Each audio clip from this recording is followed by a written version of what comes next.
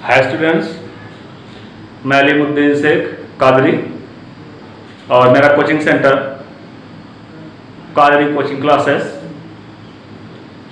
के माध्यम से मैंने आपको इसके पहले विभिन्न प्रकार के प्रोसेस ऑफ इवोल्यूशन बताए।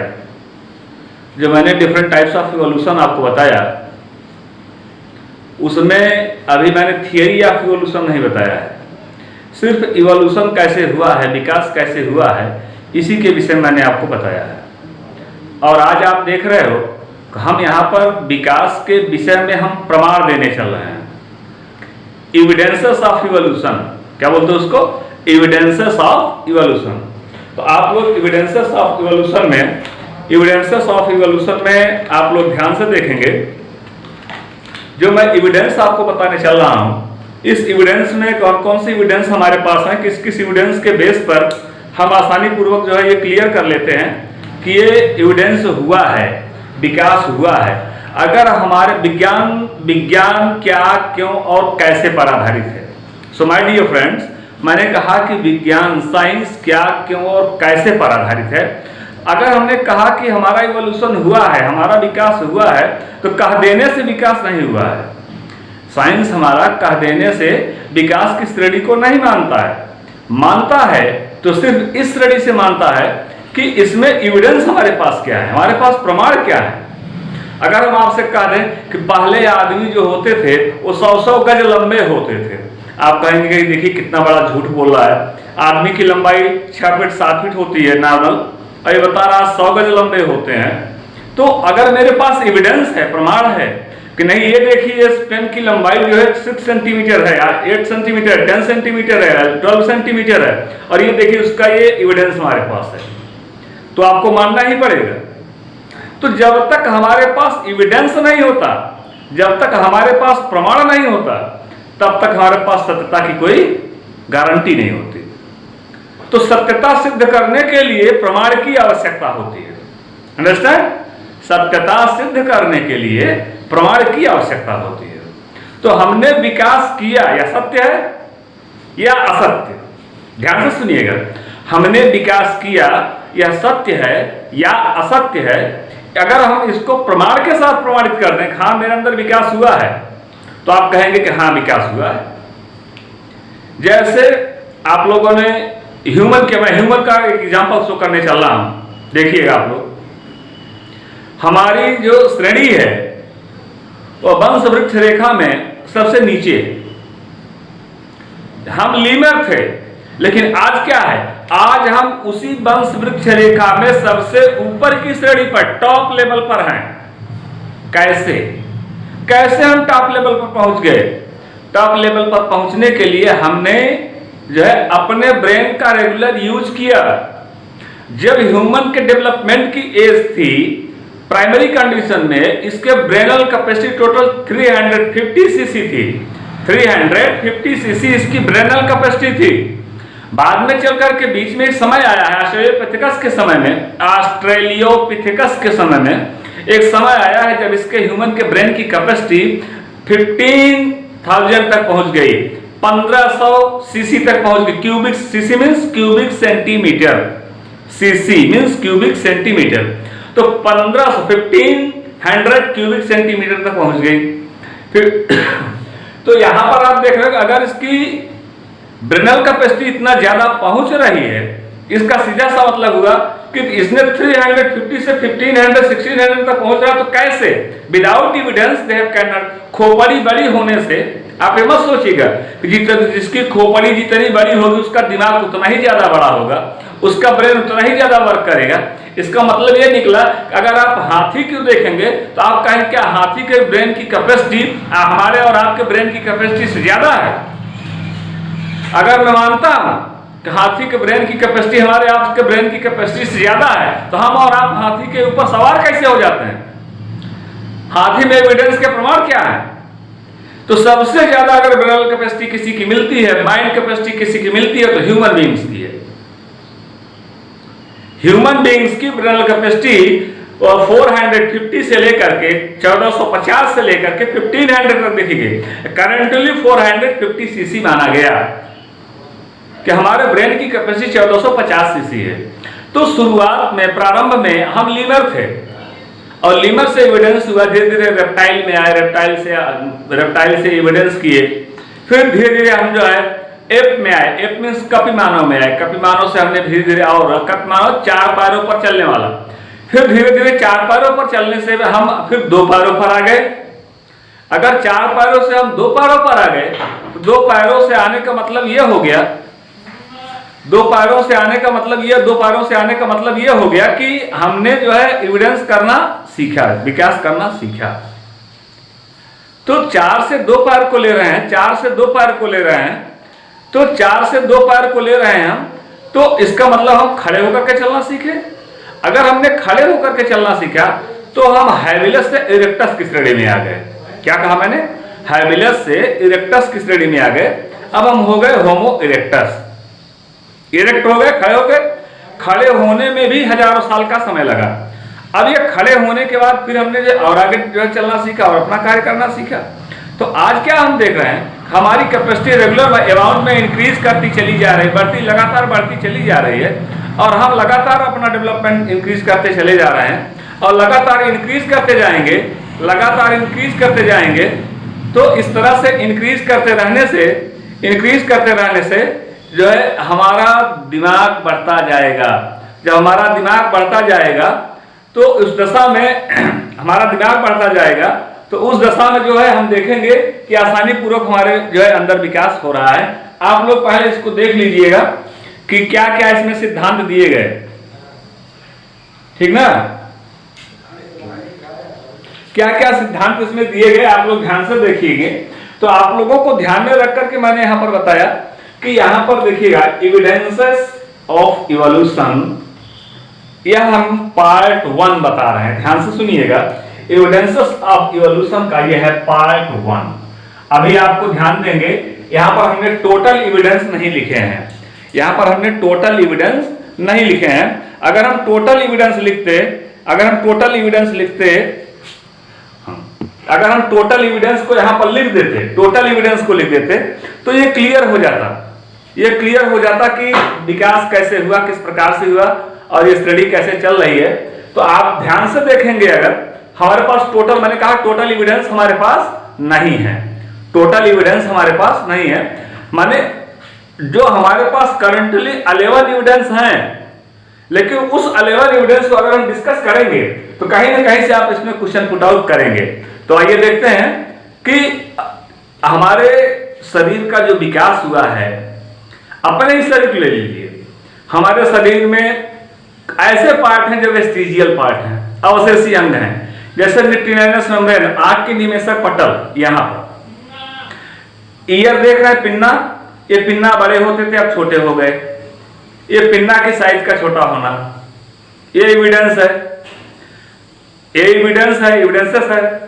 और कॉकिक्स बोन का पाया जाना, जो कशेरुदंड है, पेल्विस गार्डिल में 6 हड्डियों को मिलकर के एक बोन बनती है, उसको कॉकिक्स बोन बोला जाता है। ये बहुत पहले पूंछ होती थी, ह्यूमन में पूंछ होती थी, बड़े होते थे, लेकिन इनका पाया जाना, इस तरह से ये एविडेंसेस हैं। तो इन एविडेंसेस के बेस पर, माने ये जो अवशेष है हमारे शरीर के, इन्हीं अवशेषों के आधार पर हमने कहा कि हमारा डेवलपमेंट हुआ है। पहले हमारे सोचने समझने तर्क करने की क्षमता कम थी, लेकिन आज हमारे सोचने समझने और तर्क करने की क्षमता ज्यादा है। तो ऐसी दशा में ये एविडेंसेस के जो मिल रहे हैं हमको, प्रमाण जो मिल रहे हैं हमको, वो ज्यादा है। तो यह कंडीशन जो शो करता है, अब आप यहां पर देखेंगे कि evidences of evolution in part 1, मैं पहला पार्ट बता रहा हूं through the Qadri coaching classes, myself Alimuddin Shaikh Qadri. पहला मैंने दिया evidences from classification, evidences from classification. Classification मतलब होता है वर्गीकरण, वर्गीकरण से विकास के प्रमाण। पहले प्रोटोजोआ का हम पढ़ते हैं, Monera, Protista, algae, fungi, plant, animal. आगे ध्यान से सुनिएगा, Monera, Protista, algae, fungi means thallophyte, algae, fungi, plant and animal. ये आ गए, 5 आ गए हमारे पास। इसके बाद प्रोटोजोआ आ गए, फिर मेटाजोआ आ गए। ये जो क्लासिफिकेशन का दिया मैंने, इस क्लासिफिकेशन को बेस माना जाए, इसी क्लासिफिकेशन को आधार माना जाए, तो जैसे जैसे जो है क्लासिफिकेशन इंप्रूव किया है, बढ़ा हुआ है, ठीक उसी प्रकार से हमारा डेवलपमेंट भी हुआ है। हमारे डेवलपमेंट के बेस पर क्लासिफिकेशन बना है, ना कि हम क्लासिफिकेशन के बेस पर हमारा डेवलपमेंट हुआ है। समझ रहे नहीं? हमारा क्लासिफिकेशन के बेस पर हमारा डेवलपमेंट नहीं हुआ है। ध्यान से सुनिएगा, हमारे डेवलपमेंट के बेस पर क्लासिफिकेशन हुआ है। तो ये क्लासिफिकेशन की थियरी जो है ये शो करती है, बताती है। सेकंड थियरी में आप देखिए, मैंने पहली थियरी बताया evidences from classification. Second theory हमारी ये बता रही है, सेकंड थियरी हमारी ये बता रही है कि evidences from comparative morphology. Comparative morphology, ठीक, कंपैरेटिव मॉर्फोलॉजी मैंने कहा तुलनात्मक शारीरिकी से जो है विकास का प्रमाण। क्या कहा मैंने? तुलनात्मक शारीरिकी से विकास का प्रमाण। आप लोग इसको एक बार नोट करते रहिएगा। मैंने इसमें बोला है तुलनात्मक शारीरिकी से विकास का प्रमाण। तो यहां पर आप लोग देखेंगे कि तुलनात्मक शारीरिकी से विकास का प्रमाण लिया जा रहा है, तो किस तरह से विकास के प्रमाण को प्रूव किया जाएगा। तो यह विकास का जो प्रमाण दिया जा रहा है, इस विकास के प्रमाण के आधार पर आप देख सकते हैं, विकास के प्रमाण के आधार पर आप देख सकते हैं एविडेंसेस फ्रॉम कंपैरेटिव मॉर्फोलॉजी, तुलनात्मक शरीर क्रिया से विकास के प्रमाण। तीसरा मैंने दिया एविडेंसेस फ्रॉम कनेक्टिंग लिंक, संयोजी कड़ियों से विकास के प्रमाण। किसका कहा मैंने? संयोजी कड़ियों से विकास के प्रमाण। जैसे यूग्लिना हो गया, वायरस हो गए, क्या है ये कनेक्टिंग लिंक है। क्या है? कनेक्टिंग लिंक है। यूग्लिना कनेक्टिंग क्या है? यूग्लिना प्लांट भी है, एनिमल भी है। अपना भोजन स्वयं जो है नहीं करता, स्वयं अपना भोजन स्वयं बनाता। क्यों? क्योंकि उसके अंदर क्लोरोप्लास्ट पाया जाता है, इसलिए वो ऑटोट्रॉफ हो गया। ऑटोट्रॉफ हो गया तो उसको हमने कहा कि ये जो है क्या है, ये कनेक्टिंग लिंक है। दूसरा वायरस, सजीव और निर्जीव के बीच की कड़ी, a living and non living things. The connect virus is a connecting link in between living and non living things. Virus जो होते हैं सजीव और निर्जीव के बीच की ये कड़ी होते हैं। और पहला मैंने क्या बताया? पहला मैंने बताया कि Euglena is a connecting link in between plant and animal. Euglena जो है वह एक ऐसी संयोजक कड़ी है जो प्लांट और एनिमल के बीच का है। क्यों? क्योंकि उसके कुछ कैरेक्टर प्लांट लाइक से क्लोरोप्लास्ट पाया जाता है, वो प्लांट का कैरेक्टर है। वो भोजन स्वयं अपना भोजन बनाता है क्लोरोप्लास्ट के थ्रू, लेकिन उसमें लोकोमोशन होता है, रिप्रोडक्शन होता है। तो ऐसी सारी चीजें जो है वो जो है कनेक्टिंग लिंक आ जाती हैं।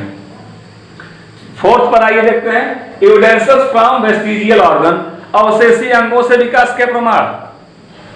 जैसे आप लोगों ने देखा पाइथन, अजगर देखा होगा पाइथन। पाइथन में जो दो पेल्विस गार्डिल पाई जाती है, उसके पेल्विस गार्डिल में दो बोन्स निकली होती हैं, जहां से ह्यूमरस बोन्स निकलती हैं। आज भी उसके पेल्विस गार्डिल में ये बोन्स पाई जाती हैं। उस बोन्स के बेस पर पाइथन काफी समय तक खड़ा रह सकता है। तो हम आसानी पूर्वक कह सकते हैं कि इसका जो प्रमाण है, ये जो वेस्टिजियल ऑर्गन का, ये उसके अवशेष है, उसके अवशेषी अंग है। तीसरा है एविडेंस, फिफ्थ है एविडेंसेस फ्रॉम एम्ब्रायोलॉजी, भ्रूण विज्ञान से विकास के प्रमाण। क्या है? भ्रूण विज्ञान से विकास के प्रमाण। माने डेवलपमेंट हुआ, लेकिन किसके थ्रू हुआ? एविडेंसेस फ्रॉम एम्ब्रायोलॉजी, भ्रूण विज्ञान से। किससे हुआ? भ्रूण विज्ञान से। अगला है एविडेंसेस फ्रॉम पैलियोंटोलॉजी, जीवाश्म विज्ञान से। Palaeontology means fossil science, palaeontology means fossil science, evidences from fossil science. भ्रूण विज्ञान से विकास के जीवाश्म विज्ञान से विकास के प्रमाण, पैलियोंटोलॉजी से विकास के प्रमाण। तो आपने देखा किस तरह से ये प्रमाण हो गया। फिर अगला बता रहा है एविडेंसेस फ्रॉम जेनेटिक्स, आनुवंशिकता से विकास के प्रमाण। Like it gets tends to the like, माता पिता जैसी ही संतानें होती हैं, लेकिन क्रोमोसोमल डिसबिहेवियरेशन से, क्रोमोसोमल डिसबिहेवियरेशन से जो है, जब क्रोमोसोमल डिसबिहेवियरेट करेगा, क्रोमोसोमल जो है जब क्रोमोसोमों का परिवर्तन हो जाएगा, आप देख सकते हैं क्रोमोसोमों के परिवर्तन से नई नई संतानों की उत्पत्ति हो जाती है, जिसको मैंने कहा एविडेंसेस फ्रॉम जेनेटिक्स। अगला क्या है? Evidences from molecular biology. Evidences from molecular biology जिसका अर्थ होता है कि जो है मॉलिक्यूलर आणविक जीव विज्ञान, मॉलिक्यूलर बायोलॉजी, ठीक, आणविक जीव विज्ञान या परमाणु जीव विज्ञान, मॉलिक्यूल से जो है जीव विज्ञान। तो एविडेंस ऐसे भी मॉलिक्यूल हैं जिसके कारण मैंने कहा, बाद में आपको बताया कि पहले ऐसे मॉलिक्यूल पाए जाते रहे, अब ऐसे मॉलिक्यूल नहीं पाए जाते। तो इतने एविडेंस आपने 8 एविडेंस आपने देखा। इसके बाद मॉलिक्यूलर विज्ञान से भी आपने एविडेंसेस देख लिया। तो इस तरह से अभी बहुत सारे एविडेंसेस हैं कि एनाटॉमी फिजियोलॉजी से हैं, एनाटॉमी से भी एविडेंस है, फिजियोलॉजी से भी एविडेंस है। इस तरह से आपको ढेर सारे एविडेंस मिलेंगे। तो यहाँ पर मैंने आपको सिर्फ इतना ही बताया, इतना कि evidences from classification, evidences from comparative morphology, evidences from connecting link, evidences from vestigial organ, evidences from embryology, evidences from palaeontology, evidences from genetics and at last evidences from molecular biology. अभी ये 8 पर discuss करेंगे, 3 इसके बाद बोलेंगे हम। तो इसमें मैंने अभी आपको बताया कि एविडेंसेस फ्रॉम क्लासिफिकेशन, वर्गीकरण से विकास का प्रमाण मैंने बता ही दिया आपको। Evidences from comparative morphology, comparative morphology हमारे पास 2 टर्मों में आती है। कंपैरेटिव मॉर्फोलॉजी, मॉर्फोलॉजी जिसको मैंने कहा कि समजात और समवृत्ति अंग। समजात अंग क्या होते हैं, समवृत्ति अंग क्या होते हैं, थोड़ा सा इसके विषय में आप जानिएगा। समजात अंग और समवृत्ति अंग माने होमोलॉजी और एनालॉजी। समजात अंग को होमोलॉजी कहा जाता है, समवृत्ति अंग को एनालॉजी कहा जाता है। समजात अंग से विकास के प्रमाण क्या मिलते हैं, समवृत्ति अंग से विकास के प्रमाण क्या मिलते हैं। समजात अंग क्या होते हैं, जो उद्भव एवं मूल संरचना में तो एक जैसे होते हैं। उद्भव और मूल संरचना उनकी जो है समान होती है, लेकिन वे विभिन्न कार्य करते हैं। उद्भव और मूल संरचनाएं समान है, लेकिन कार्य उनका भिन्न भिन्न है। उनको हम समजात बोलते हैं, होमोलॉजी बोलते हैं। एनालॉजी किसको बोलते हैं, जिनका उद्भव और मूल संरचना भिन्न हो। उद्भव और मूल संरचना भिन्न, उद्भव और मूल संरचनाएं दोनों क्या होती हो, भिन्न होती हो। उद्भव अलग हो, मूल संरचना, उद्भव और मूल संरचनाएं दोनों भिन्न होती हो, लेकिन कार्य उसका क्या होता है, समान होता है। तो अगर कार्य समान है, उद्भव और मूल संरचनाएं भिन्न है, उसको एनालॉजी बोला जाता है। तो इसको हमने कहा कंपैरेटिव मॉर्फोलॉजी, माने होमोलॉजी एंड एनालॉजी। इसी को हमने 2 पार्ट में डिवाइड किया है, ध्यान से देखिएगा। एक को हमने कहा होमोलॉजी, होमोलॉजी, और दूसरे पार्ट को हमने कहा एनालॉजी, एनालॉजी। तो होमोलॉजी एंड एनालॉजी माने एक को हमने कहा समजात अंग, समजात अंग, दूसरे को हमने कहा समवृत्ति अंग। क्या कहा, समवृत्ति अंग। समजात अंग और समवृत्ति अंगों से विकास के प्रमाण। और अगला हमने दिया है इसमें समजात अंग, समवृत्ति अंग, एविडेंसेस फ्रॉम कनेक्टिंग लिंक, संयोजक कड़ियों से विकास के प्रमाण। और संयोजक कड़ियों के रूप में मैंने आपको वायरस बताया, यूग्लिना बताया।